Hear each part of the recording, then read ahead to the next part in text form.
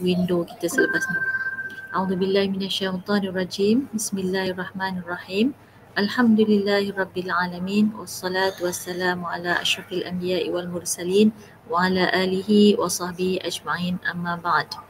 Alhamdulillah, puji syukur kita rafakkan kepada Allah Subhanahu Wa Taala yang telah mengizinkan kita bertemu pada kali ini untuk sesi yang ke-15 daripada program Fiqh Wanita untuk mualaf saudara baru kita, insya-Allah.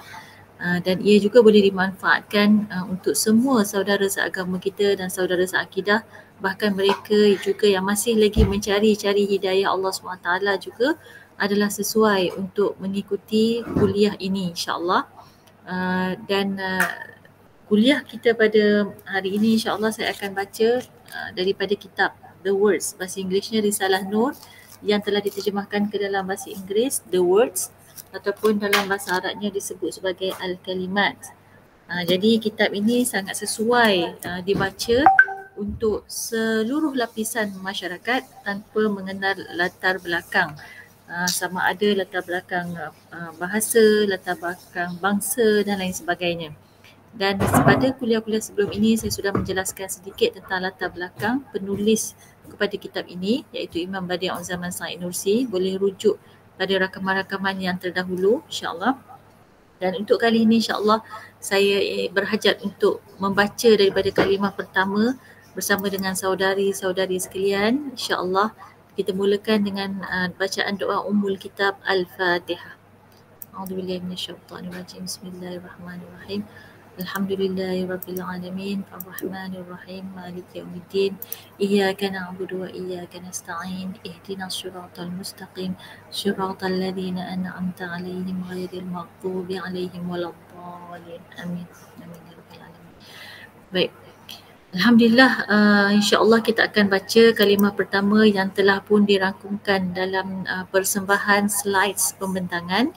Dan sebenarnya tajuk kalimah pertama ini ialah berkenaan dengan Bismillahirrahmanirrahim, iaitu lafaz Bismillah, yang mana kita dapat lihat bahawa segala sesuatu bergerak dengan nama Allah di sebalik Bismillah itu. Jadi apabila kita melihat hakikat Bismillah yang sering kita baca saban hari, setiap hari sebelum melakukan setiap perbuatan, ia sebenarnya adalah pangkal kepada segala kebaikan, yang mana ianya adalah suatu tanda apabila kita memeluk agama Islam, kita diajarkan untuk memulakan setiap amal baik perbuatan kita tanpa mengira waktu dan masa, kita lafazkan Bismillah. Jadi dia merupakan salah satu daripada syiar Islam, seperti mana apabila kita memberi salam, Assalamualaikum, itu juga merupakan syiar Islam. Seseorang yang melafazkan Assalamualaikum bermakna dia adalah seorang Muslim. Dan seterusnya, Bismillah juga adalah, saya tekan tadi, merupakan zikir makhluk langit bumi dengan bahasa tersendiri. Wirdu jami'al mawjudat, iaitu segala makhluk yang ada di langit, di bumi, dan apa yang dapat dilihat serta apa yang tidak dapat dilihat, mereka juga memulakan setiap perbuatan mereka dengan lafaz Bismillah, sehingga ia menjadi seakan-akan zikir bagi mereka. Cuma bahasa Bismillah itu difahami dengan bahasa mereka yang tersendiri. Mereka mempunyai cara yang tersendiri dalam melafazkan Bismillah. Yang keempat ialah Bismillah sebenarnya mengundang keberkatan yang tidak pernah habis. Dan kita telah lihat, Masya Allah, kebesaran Allah SWT dan kekuasaannya. Banyak perkara, banyak perbuatan apabila dimulakan dengan Bismillah, ia mengundang keberkatan. Dan keberkatan itu tiada hadnya, tiada batasnya, tidak terkira. Nanti kita akan tengok contoh tersebut, ya. Kemudian Bismillah juga adalah suatu kekuatan yang sangat besar. Quwwatun la tunfad, kekuatan yang tiada penghujungnya, tersangat hebat. Kita dapat melihat nanti, kita akan tengok contoh bagaimana sesuatu makhluk yang pada fitrahnya, pada hakikatnya seakan-akan kecil dan tidak berdaya, namun dengan Bismillah, dengan lafaz doa ini, dengan zikir ini, ia akan menunjukkan suatu kekuatan yang luar biasa, kerana datangnya kekuatan itu daripada Allah Subhanahu wa Ta'ala. Baik, Kita lihat analogi pengembara di padang pasir. Kelebihan kitab Risalah An-Nur ini, Imam Sa'id Nursi selalu membawa kepada kita analogi-analogi yang mudah difahami dengan akal dan juga dapat diterima oleh hati. Jadi perumpamaannya, ada dua orang pengembara di padang pasir. Dan hakikat seorang pengembara itu, dia mengembara atas nama ketua kabilah. Silent kan. Mengembara atas nama ketua kabilah. Kalau perempuan perasan kita tengok dalam budaya di tanah Arab, satu ketika dahulu ketika semuanya adalah padang pasir, mereka sebenarnya terdiri daripada pelbagai kabilah, dan di padang pasir yang luas itu ada pelbagai jenis bahaya. Jadi setiap kabilah itu ada ketuanya, dan setiap kabilah itu akan menguasai kawasan-kawasan tertentu. Maknanya apabila kita adalah seorang musafir, pengembara yang asing yang datang daripada tempat lain, merentasi kawasan-kawasan ini, maka adalah lebih baik jika kita mengembara atas nama ketua kabilah. Ini perumpamaan bagaimana seorang hamba, seorang makhluk itu mengembara di atas muka bumi ini dengan menggunakan lafaz bismillah. Kita kiaskan dengan analogi pengembara yang mengembara di padang pasir atas nama ketua kabilah. Manakala orang yang seperti ini, dia menggunakan nama ketua kabilah tertentu ketika merentasi padang pasir, maka dia akan dapat mengembara dengan selamat. Okey, bagaimana yang dimaksudkan dengan mengembara dengan selamat? Kita akan lihat bahawa perompak tidak akan mengganggunya, kerana di padang pasir ini masya-Allah luas, sangatlah tidak terbatas, dan pelbagai ancaman bahaya di situ boleh mengganggu pengembara tersebut. Namun apabila dia menggunakan nama ketua kabilah, dia boleh sebut nama tersebut. Dia akan kata, saya mengembara atas nama si fulan ketua kabilah si fulan. Maka perompak tidak akan berani mengganggunya, kerana mereka juga tahu risiko apabila mengganggu orang-orang yang di bawah perlindungan kabilah-kabilah tertentu. Jadi dia akan selamat, dan dia juga akan sentiasa dihormati. Sekiranya dia singgah berehat di mana-mana kemah yang ditemuinya, masa tu ibarat R&R lah kan. Jadi dia dengan nama ketua kabilah itu tadi, dia akan dihormati dan dia akan dilayan sebagai seorang tetamu. Tetapi berlaku satu lagi keadaan apabila seorang pengembara itu dia mengembara atas namanya sendiri, iaitu ibarat manusia yang berhidup di atas muka bumi ini tetapi enggan melafazkan bismillah dalam setiap perbuatannya, seolah-olah dia menyandarkan segala perbuatan, kekuatan dan kudrat pada dirinya sendiri. Apa yang akan terjadi pada pengembara seperti ini? Dia akan menghadapi kesusahan yang dahsyat sepanjang perjalanannya. Bagaimanakah kesusahan itu? Dia akan sentiasa dalam ketakutan dan mengemis. Andainya datang kepada dia para perompak, bagaimanakah dia dapat membela dirinya daripada kejahatan perompak tersebut? Kerana apabila dia hanya menggunakan nama dirinya, siapakah dia? Tidak dikenali dan dia tidak dihormati, maka dia akan dipandang rendah dan menjadi hina.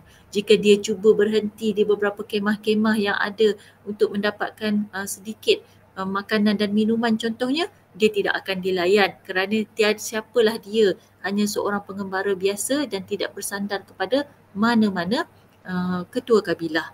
Jadi hakikat analogi ini adalah seperti nafsu dan jiwa manusia. Apabila manusia ini hidup di dalam dunia ini, pengembara itu ibarat diri kita, jiwa kita kan, nafsu kita yang mengembara di atas permukaan bumi ini, iaitu di padang pasir yang kita sebutkan tadi, dan dia mengembara atas nama Allah Subhanahu wa Ta'ala. Dan pengembaraan yang demikian itulah yang akan menyelamatkan kita, memudahkan segala urusan kita dan menjauhkan kita daripada sebarang mara bahaya dengan lafaz bismillah. Kerana segalanya adalah milik Allah Subhanahu wa Ta'ala, dan semua itu makhluk itu akan mentaati Allah Subhanahu wa Ta'ala. Apabila Allah memerintahkan kepada mereka untuk memudahkan urusan kita, maka mereka akan memudahkan segala urusan kita. Apabila Allah perintahkan mereka untuk membahayakan kita, maka makhluk-makhluk itu akan hadir bersama dengan bahaya-bahayanya. Begitu pentingnya bismillah. Jadi, apabila kita melihat pada diri kita, pada jiwa kita, pada nafsu kita, kita dapati bahawa manusia itu mempunyai hajat yang tidak terbatas. Kalau ditanya apa yang kita hajati, apa yang kita kehendaki, cuba tanya ke dalam hati kita, apa yang kita inginkan, nescaya akan banyak kehendak kita. Dan apabila telah dipenuhi pun kehendak keinginan itu, pasti akan ada lagi dan akan ada lagi. Sehingga sebenarnya kehendak itu dan keinginan hajat itu tidak terbatas, terlalu banyak. Dan dalam masa yang sama, manusia juga berhadapan dengan musuh yang tidak terbatas. Musuh kita ramai, sama ada yang nyata maupun yang tidak nyata, yang nampak maupun yang tidak nampak. Yang antaranya musuh-musuh daripada kalangan makhluk-makhluk yang berbahaya maupun yang tidak berbahaya. Maknanya kalau dikiralah bahayanya kita memandu kereta pun ada risikonya. Kemudian haiwan-haiwan berbisa pun merupakan salah satu musuh yang boleh membahayakan kita pada bila-bila masa. Belum lagi berbicara tentang syaitan yang sentiasa menghasut kita. Begitu juga dengan hawa nafsu kita yang sentiasa membisikkan dan mendorong kita melakukan perkara-perkara yang dimurkai oleh Allah Subhanahu Wa Taala. Bermakna musuh manusia itu sebenarnya perempuan tidak terbatas. Dan manusia juga pada hakikatnya kita ini fakir, ya. Dengan hajat kita yang tidak terbatas ini, yang terlalu banyak ini, maka bermakna kita sebenarnya fakir, kita memerlukan. Itu maksud fakir. Kita perlukan kepada suatu zat pertolongan yang akan dapat membantu kita memenuhi hajat-hajat tersebut. Walaupun tidak semua, tapi sekurang-kurangnya sebahagiannya kita perlukan bantuan, kita perlukan kekuatan, kita perlukan persandaran supaya kita semua beroleh apa yang kita hajati ini, yang sangat banyak ini, yang tidak terbatas ini. Dan kefakiran kita adalah kepada apa? Kepada khazanah rahmat Allah Subhanahu Wa Taala. Jadi kita mengharapkan rahmat Allah, kita mengharapkan rezeki daripada Allah Subhanahu Wa Taala, kita mengharapkan keberkatan daripada Allah Subhanahu Wa Taala. Ya, keberkatan itu ialah merasai kecukupan kepada segala anugerah yang Allah anugerahkan kepada kita, yang Allah berikan kepada kita, sehingga kita merasakan Allah itu kasih pada kita, Allah itu sayang pada kita, dan kita merasa cukup dengan apa jua pemberian yang Allah berikan kepada kita, walaupun mungkin pada mata orang lain ianya tidak banyak, tetapi dengan rahmat Allah SWT itu kita akan merasa cukup. Nah, itulah dia kefakiran kita kepada Allah. Kita sebenarnya fakir kepada rahmat Allah, kita fakir kepada kasih sayang, perhatian dan belai kasih daripada Allah Subhanahu Wa Taala. Justru kita memerlukan bismillah kerana ia amat sesuai dengan fitrah kita yang fakir ini.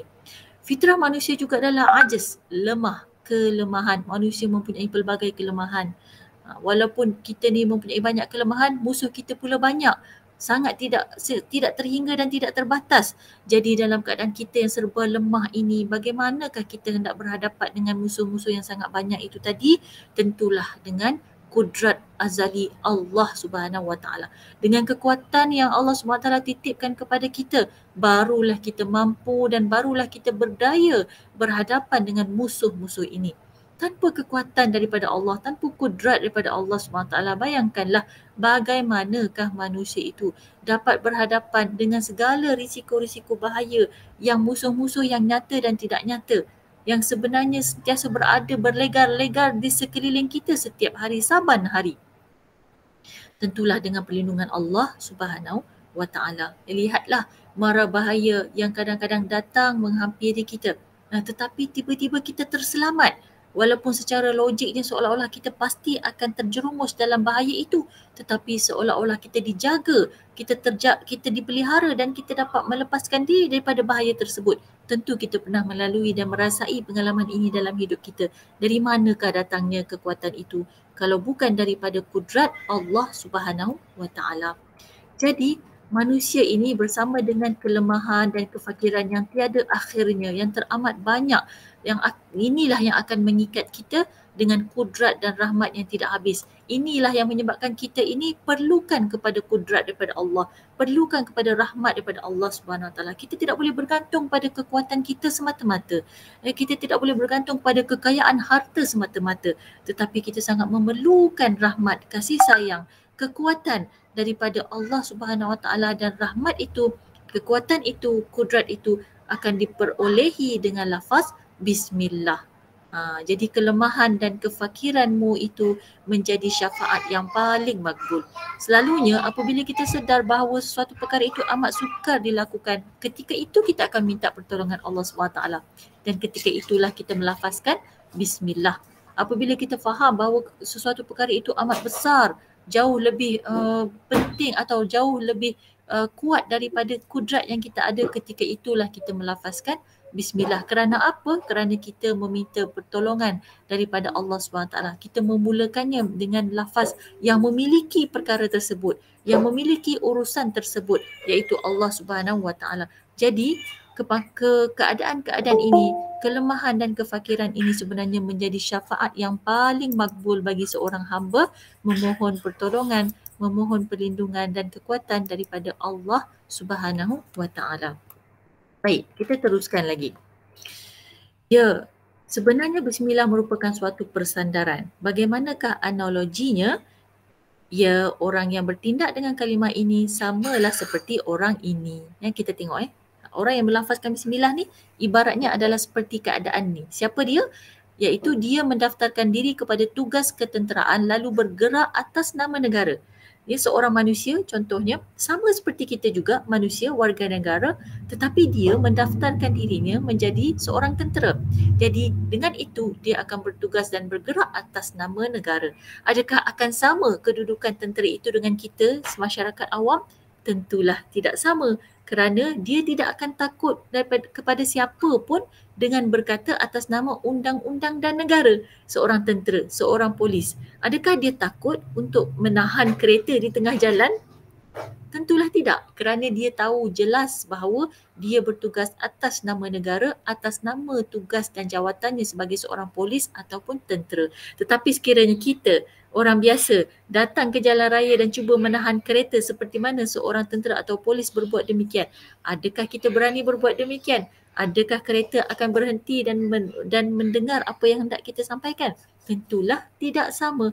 Di situ kita lihat bagaimana seorang tentera bertugas dan menyandarkan dirinya pada undang-undang dan negara, dia akan memperolehi kekuatan yang luar biasa. Dia melaksanakan setiap tugas dan mampu bertahan menghadapi setiap perkara. Seorang polis apabila melaksanakan tugasnya, tentera apabila melaksanakan tugasnya, dia mampu bertahan walaupun tugas itu sangat berat. Contohnya menahan setiap kereta yang hendak memasuki ataupun hendak meninggalkan sebuah tol. Contoh kan. Itu satu kerja yang tidak mudah, kerana apabila dia menahan kereta untuk dicek, contohnya surat COVID ke surat pelepasan negeri ke, sebelum-sebelum ini 2 tahun kita menjalani PKP ni, bagaimana mereka berani menahan kereta itu dan meminta surat tersebut, meskipun kerana penahanan tersebut menyebabkan barisan kereta terpaksa beratur berkilo-kilometer panjangnya sebelum sesuatu tol, sesuatu tempat orang kata tempat untuk ditahan tu kita kenal checkpoint sebelum checkpoint tersebut. Kenapa? Kerana dia melaksanakan tugasnya atas nama negara, maka dia mampu bertahan berbuat demikian, tak kisah apapun orang cara pandang dan cara reaksi para pemandu kereta, tetapi dia tahu dengan jelas dia melaksanakan tugas dan tidak ada siapa pun yang berani mempertikaikannya. Lihat betapa pentingnya suatu persandaran. Demikianlah pentingnya juga kita bersandar kepada Allah SWT dengan Bismillah. Seterusnya, dengan nama Allah Bismillah, sehinggakan benih dan biji-bijian umpama zarah kecil membawa pokok-pokok yang besar dan memikul bebanan-bebanan umpama bukit di atas kepala mereka. Masya Allah. Perempuan perhatikan dalam gambar ni, kita tengok biji benih yang asalnya kecil, kering, tidak berdaya, lemah sama sekali. Sehinggakan jika kita lihat pun teramat kecil saiznya. Contohnya biji sawi. Masya Allah, betapa halusnya biji sawi itu kan. Dan kita tengok dalam gambar ni biji benih kepada sebuah pohon. Betapa kecilnya biji benih itu, tetapi makhluk-makhluk ini melafazkan Bismillah, lalu Allah berikan mereka kekuatan. Walaupun asalnya adalah seperti zarah kecil, dia akhirnya menjadi pokok yang sangat besar dan dia memikul bebanan yang umpama bukit di atas kepala mereka. Lihat dalam gambar itu bagaimana pohon itu sangat tinggi dan satu lagi pohon itu sangat rimbun dengan batang yang hanya sebatang itu sahaja, dan asal usulnya adalah daripada biji benih yang kecil ini. Bagaimanakah mampu pohon ini menanggung beban yang sebegitu berat? Berapa ribu agaknya daun-daun yang tumbuh di atas pohon ini. Tentulah dengan persandaran kepada Allah Subhanahu Wa Taala. Dengan Bismillah mereka mampu menanggung bebanan yang berat itu. Itu dari sudut pohon yang berasal daripada benih. Bagaimana pula dengan buah-buahan dan sayur-sayuran yang juga berasal daripada benih yang kecil ini? tiap-tiap kebun sebenarnya melafazkan bismillah. Ia menjadi satu kawah daripada dapur kudrat kerana bermacam-macam makanan lazat yang amat berlainan dimasak bersama di dalamnya. Jadi, setiap buah-buahan yang kita lihat dalam gambar ini juga melafazkan bismillah. Dan apabila kita himpunkan buah-buahan ini, biasanya di mana kita himpunkan mereka? Kita beli daripada pasar, daripada peniaga, kita akan himpunkan mereka di dapur. Jadilah ia seperti satu kawah.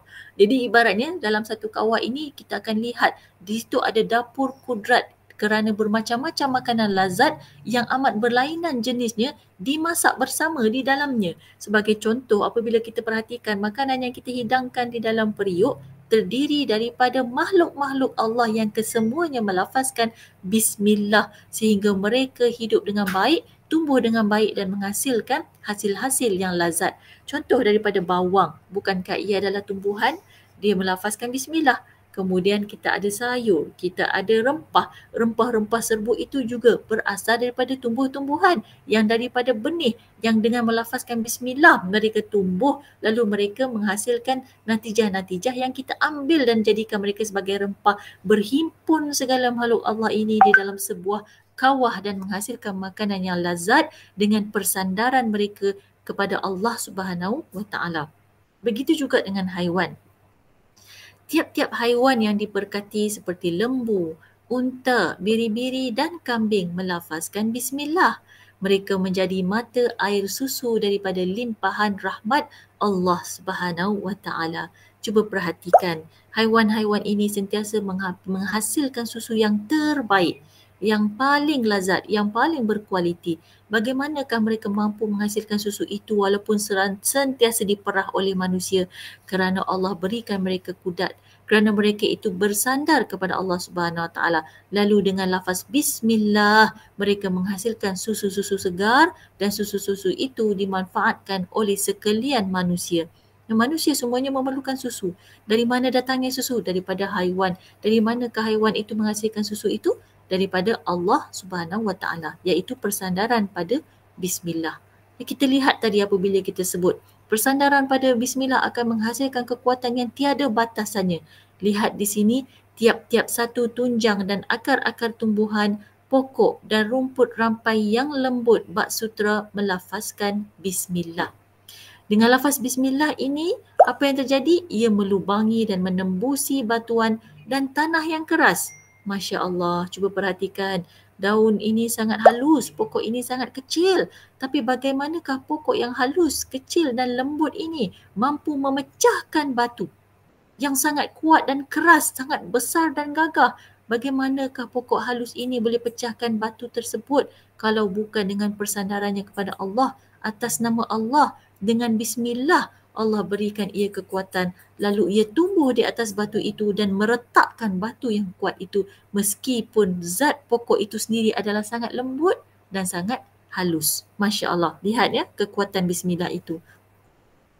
Dan kita lihat juga dengan bismillah, daun nipis dan lembut seperti kertas pembalut rokok. Maksudnya kertas pembalut rokok itu kan halus daunnya, nipis saja.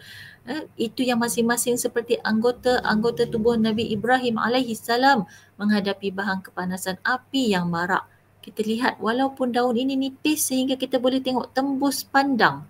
Dan kita nampak bayang-bayang daun itu tembus cahaya matahari, betapa nipisnya daun ini.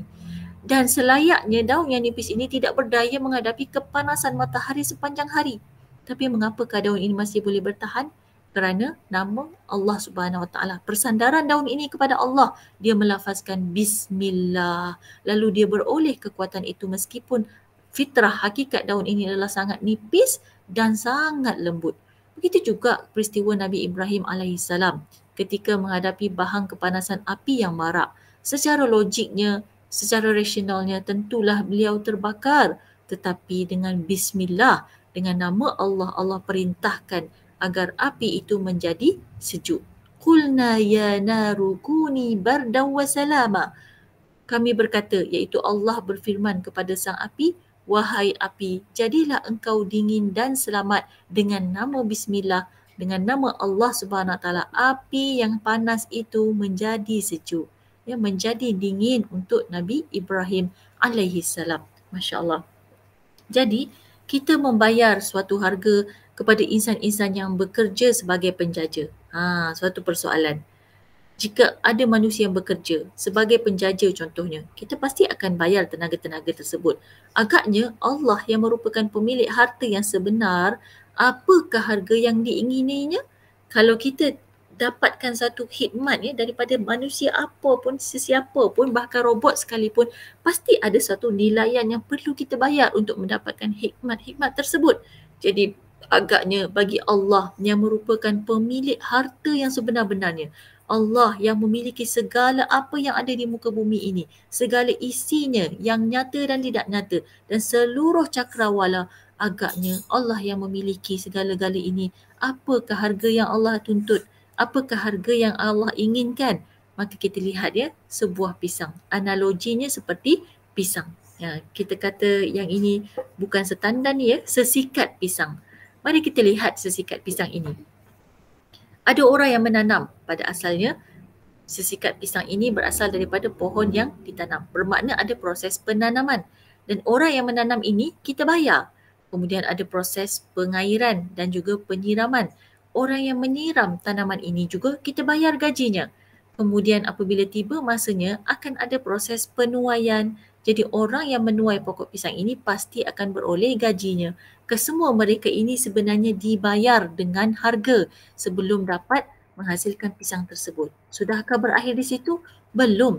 Ada lagi proses pengangkutan daripada tempat pertanian itu tadi. Apabila ia dituai, pisang-pisang ini akan diangkut. Bermakna kita akan mengeluarkan kos pengangkutan pisang. Kemudian ada kos penyimpanan pisang. Semua ini berbayar. Tidak ada yang percuma. Kemudian ada juga proses pembungkusan pisang.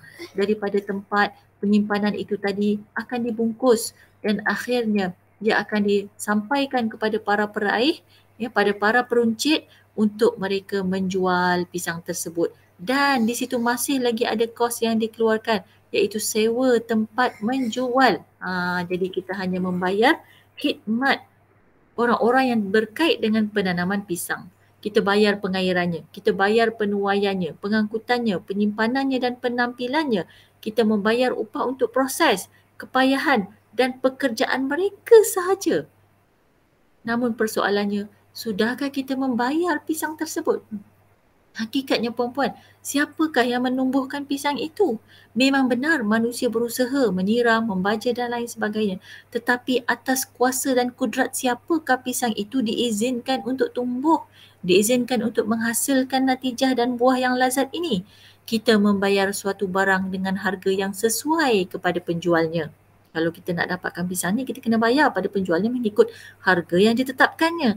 Lalu, apakah gerangan harga yang diinginkan oleh Allah yang merupakan pemilik harta yang sebenarnya? Kita faham bahawa sebenarnya Allah lah yang menumbuhkan pisang ini. Apa buktinya? Buktinya ialah apabila Allah tidak berkehendakkan pisang ini tumbuh, meskipun segala usaha kita curahkan untuk menghasilkan pisang ini, namun apabila Allah tidak izinkan, ia tidak akan tumbuh. Ataupun jika Allah tidak izinkan, maka ia boleh juga diserang oleh makhluk-makhluk yang juga makhluk-makhluk kepada Allah Subhanahu Wa Taala. Ataupun jika Allah berkehendak, ia tidak menjadi, Allah boleh turunkan bencana alam sehingga ladang-ladang itu, kebun-kebun itu musnah, lalu tiada hasilnya. Bermakna pemilik harta yang sebenar-benarnya, pemilik pisang ini yang sebenar-benarnya ialah Allah Subhanahu Wa Taala. Jadi jawapan kepada persoalan tadi, harga apakah yang Allah inginkan? Ya, ini jawapannya. Ya, harga yang diinginkan oleh Allah sebagai pemberi nikmat hakiki, Al-Mun'im Al-Haqiqi daripada kita sebagai balasan atas nikmat dan hartanya yang bernilai itu adalah 3. Yang pertama ialah az-zikr, iaitu zikr. Iaitu Allah SWT menuntut kita supaya berzikir mengingati Allah SWT. Jadi bismillah itu merupakan permulaan kepada perbuatan kita dan itu adalah zikir.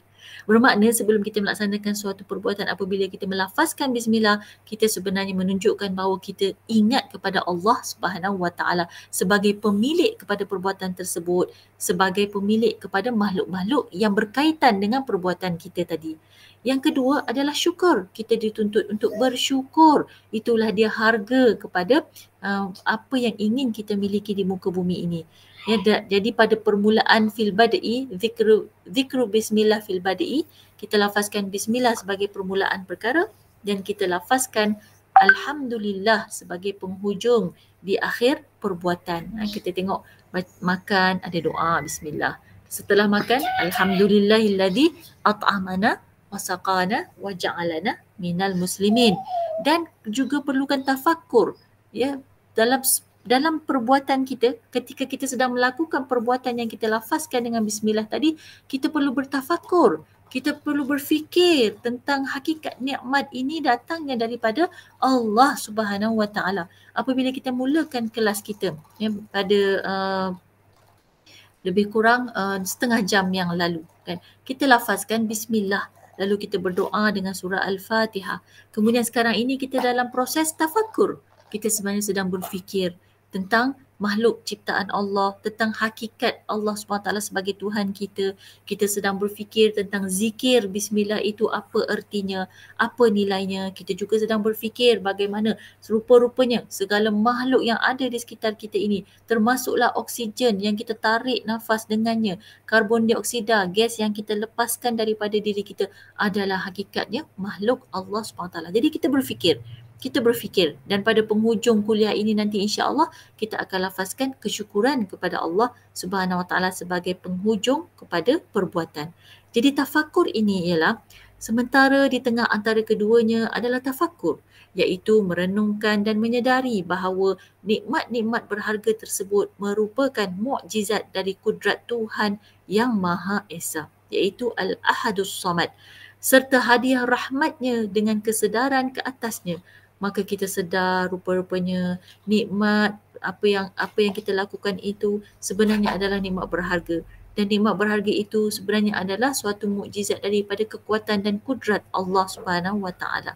Contoh nikmat kita berkuliah pada malam ini, sebenarnya kita beroleh nikmat hidayah daripada Allah Subhanahu Wa Taala.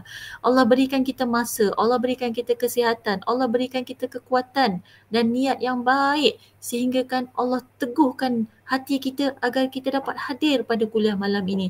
Walaupun mungkin ujian-ujian di luar sana sangat banyak, terutamanya kita berada di hujung minggu dan dengan proses sekarang ini dibenarkan rentas negeri, hujung minggu menjadi sangat mencabar bagi sebahagian daripada kita. Namun kita bersyukur di sebalik cabaran-cabaran itu, di sebalik kekangan masa dan tenaga itu, Allah anugerahkan kita kekuatan hati untuk hadir di dalam program malam ini. Allah anugerahkan kita rezeki, mobile data, line internet untuk kita dapat hadir dan kita bertafakur bersama-sama mengingati kebesaran Allah Subhanahu Taala. Sebenarnya perempuan, ini adalah hadiah rahmat kasih sayang Allah kepada kita. Syukur, alhamdulillah, kita adalah antara yang terpilih daripada sekian ramai manusia ataupun sekian ramai ahli makmah seluruh negara ini. Allah pilih kita untuk berada di malam ini, tentulah atas hikmah-hikmah dan kebaikan-kebaikan yang telah Allah takdirkan untuk kita semua, insya-Allah, ya. Jadi kita bersyukur pada Allah SWT, ya. Kita lafazkan alhamdulillah di atas nikmat yang tidak terhingga ini. Ini seandainya, perumpamaan kata Imam Said Nursi dalam Risalah Nur ini, katanya, seandainya mencium kaki seorang miskin yang telah membawakan kepadamu suatu hadiah yang bernilai daripada seorang raja, lalu engkau tidak mengenali pemberi hadiah itu, merupakan kebodohan yang melampau. Masya Allah perempuan, ini ada ketegasannya, tegas di sini Imam Said Nursi kata apa? Apabila kita beroleh suatu nikmat, kemudian kita berterima kasih kepada orang yang kita rasa bahawa dialah yang membawa kebaikan itu kepada kita. Contohnya kita beroleh gaji, kita berterima kasih kepada majikan. Kita beroleh hadiah, kita berterima kasih pada orang yang bagi kita hadiah itu. Kita beroleh contohnya bonus contohnya kan, daripada perniagaan kita, lalu kita berterima kasih kepada pengurusan perniagaan. Tetapi jangan lupa, hakikatnya rezeki yang datang kepada kita, gaji itu, bonus itu, hadiah itu adalah daripada Allah Subhanahu Wa Taala yang telah Allah tetapkan ia sebagai rezeki bagi kita. Allah jugalah yang menggerakkan hati-hati manusia yang menguruskan perkara ini, duit, hadiah dan lain sebagainya supaya orang itu memberikannya kepada kita. Bermakna pemberi hadiah yang sebenar itu siapa? Sebenarnya ialah Allah Subhanahu Wa Taala. Jadi jangan lupa rezeki yang kita perolehi, hadiah yang kita miliki, pemberian-pemberian yang kita dapati hakikatnya adalah daripada Allah. Kita berterima kasih kepada orang yang memberikan kita tu. Ibarat orang yang memberikan kita makhluk-makhluk ini adalah ibarat seorang miskin. Kerana apa? Kerana kita semua ini fakir hakikatnya yang tadi Ustazah sebutkan di awal tadi. Hakikatnya manusia itu fakir. Dia memerlukan kepada yang lain. Dia miskin. Dia memerlukan Allah Subhanahu Wa Taala. Lalu orang-orang yang datang memberikan hadiah ini kepada kita juga adalah sebahagian daripada orang-orang yang miskin itu, termasuk diri kita sendiri. Lalu janganlah kita lupa bahawa sebenar-benarnya orang miskin ini adalah orang yang dititipkan hadiah tersebut. Apa yang diberikan pada kita pun sebenarnya bukan milik dia. Sebenarnya ia adalah milik Allah Subhanahu Wa Taala yang dititipkan melalui dia lalu disampaikan kepada kita. Jadi janganlah lupa kepada pemberi hadiah yang sebenar itu dan hanya memfokuskan kepada penitip hadiah ini. Ya, seorang yang miskin sehingga mencium kakinya. Terima kasih, awak baik kan. Awak ini mulia dan lain sebagainya. Sehingga kita lupa nak mengucapkan Alhamdulillah. Kerana hakikatnya ia datang daripada Allah. Begitu jugalah memuji pemberi-pemberi nikmat yang hanya pada zahir dan mencintai mereka. Seterusnya melupakan pemberi nikmat yang hakiki. Apatah lagi maksudnya perempuan, bila kita beroleh sesuatu itu kita puji-puja pula orang yang memberi tersebut sehingga kita lupa pemberi nikmat yang hakiki yang sebenar-benarnya itu adalah bukan dia tetapi Allah. Itu merupakan kebodohan yang 1000 kali ganda lebih teruk berbanding sebelumnya. Jadi ramai manusia yang selalu terlupa bahawa sebenarnya pemberian itu hakikatnya daripada Allah dan dia hanya fokus kepada yang dia nampak sahaja. Orang yang menghulurkan kepada dia sahaja yang diucapkan terima kasih, lalu terlupa untuk mengucapkan kesyukuran yang sebenar-benarnya Alhamdulillah kepada Allah Subhanahu Wa Taala. Maka pesanan terakhir, berilah dengan bismillah. Fa'ati bismillah. Berilah atas nama Allah. Wa khudi bismillah, dan ambillah atas nama Allah. Wabda'i bismillah, dan mulakanlah atas nama Allah. Ya. Jadi kalau kita memberi, berilah dengan bismillah. Bismillahirrahmanirrahim, aku bersedekah. Bismillahirrahmanirrahim, aku hadiahkan bahagian ini kepada orang lain. Bismillahirrahmanirrahim, aku bayar zakat ini, contoh. Kemudian ambillah atas nama Allah. Apabila orang berikan sesuatu pada kita, kita ucap Bismillahirrahmanirrahim. Terima kasih, dengan nama Allah saya terima hadiah ini. Dengan nama Allah saya terima bantuan ini. Ya, dengan nama Allah saya terima pemberian ini. Dan mulakanlah atas nama Allah. Wabda'i bi bismillah. Iaitu kita mulakan setiap perbuatan itu dengan nama Allah dan berusahalah atas nama Allah. Wa'mali bismillah. Ya. Jadi apa saja usaha kita di dalam kehidupan kita, maka lakukanlah dengan Bismillah. Wahai nafsu, pesanan terakhir Imam Sa'id Nursi dalam bab ini, ya, dia bercakap dengan nafsunya sendiri. Seperti kita sekarang ini, mari kita berbicara dengan nafsu kita sendiri. Yang mana nafsu itu ada dalam diri kita. Cuma kita tak dapat lihat dengan mata kasar, namun kewujudannya itu pasti. Dan dia menjadi salah satu daripada ujian kita. Mari kita berbicara dan berpesan kepada nafsu itu, wahai nafsu, jika engkau tidak mahu menjadi bodoh seperti ini, berilah atas nama Allah. Ambillah atas nama Allah, mulakanlah atas nama Allah dan berusahalah atas nama Allah. Janganlah kita jadi manusia yang lupa bahawa hakikat pemberian ini kesemuanya adalah daripada Allah. Hakikat perbuatan-perbuatan yang kita lakukan ini kesemuanya memerlukan kudrat, pertolongan dan kekuatan daripada Allah.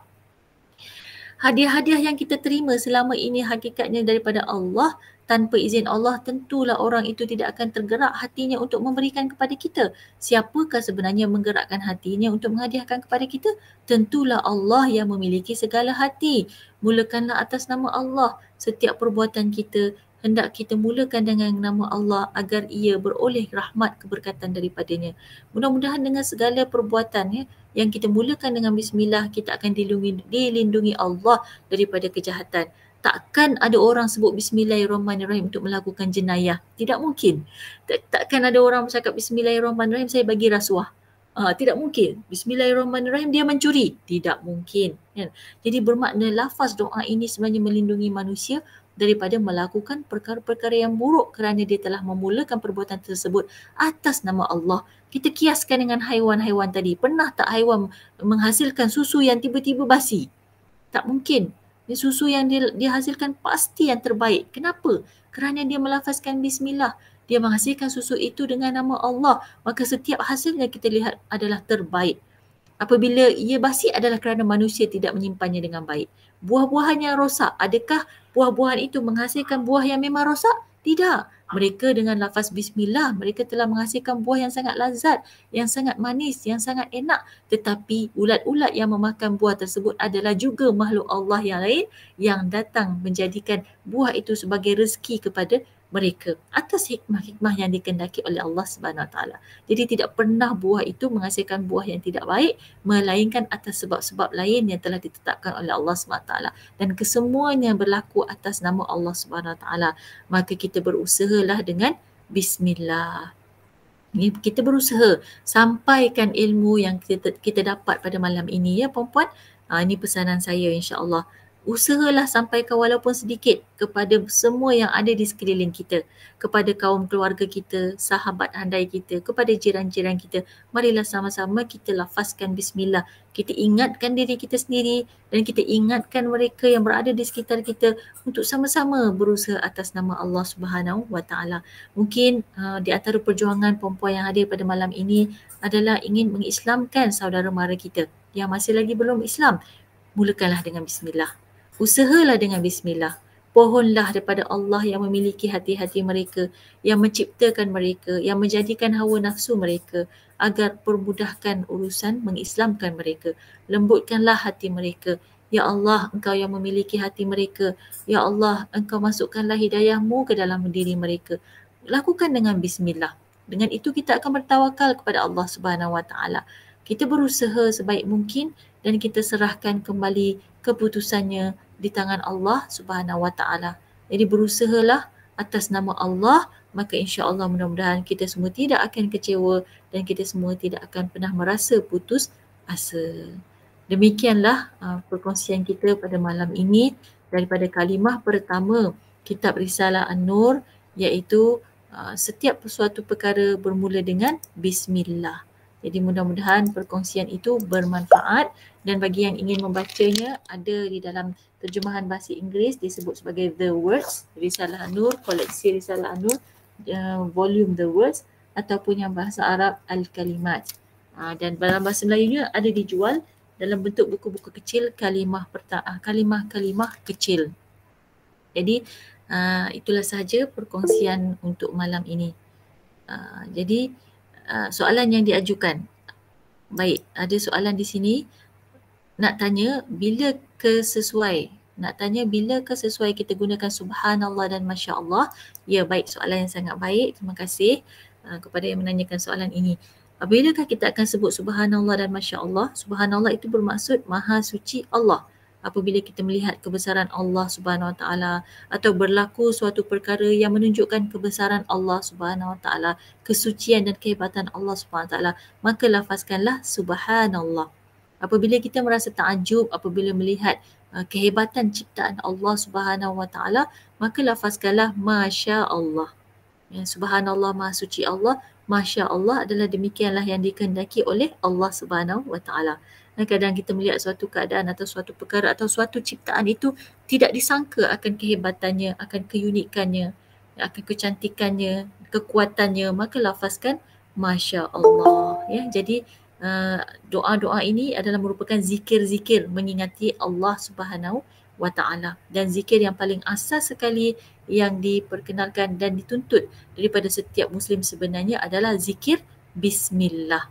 Jadi mulakanlah setiap perkara dengan bismillah, dan insya-Allah dengan melafazkan bismillah, hati kita akan diikat dengan mengingati Allah Subhanahu Taala, dengan tafakur, dengan berdoa dan mengharapkan kemudahan, keberkatan dan rahmat Allah Subhanahu Taala dalam setiap perbuatan tersebut. Jadi itu sahaja untuk perkongsian kita mengenai lafaz bismillah. Jika ada sebarang soalan boleh diajukan insya-Allah. Silakan.